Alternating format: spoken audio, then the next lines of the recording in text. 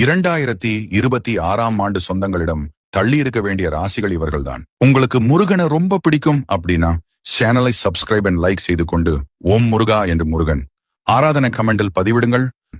மகர ராசிக்காரர்கள் இந்த ஆண்டில் சொந்தம், பந்தம், நட்பு என்று எதையும் நம்பாமல் அனைத்தையும் ஓரம் கட்டிவிட்டு உங்களின் முன்னேற்றத்தை மட்டும் பாருங்கள். இந்த ஆண்டு உங்களின் வாழ்வில் முதல் கண்டிஷனே இனி உங்களின் வாழ்க்கையை உங்களுக்காக என்று வாழுங்கள். அடுத்து மேஷராசி.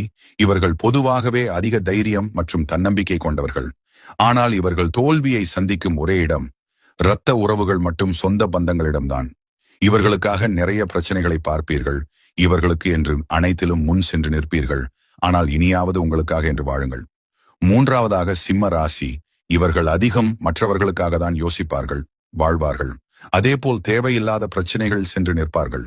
இவர்களுக்கு ஒரு பிரச்சனை என்றால் அங்கு ஒருவரும் வரமாட்டார்கள். அடுத்து கடக ராசி. இவர்கள்தான் வாழ்வில் அதிக கஷ்டப்படும் ஒரு ராசி. மற்றவர்களுக்காக அழுது புலம்பிக் கொண்டிருக்கும் ராசி இவர்கள். யார் எது சொன்னாலும் எளிதில் நம்பிவிடுவார்கள். நீங்கள் தான் சொந்தகர்களிடம் அதிகம் விலகி இருக்க வேண்டிய ஒரு ராசி.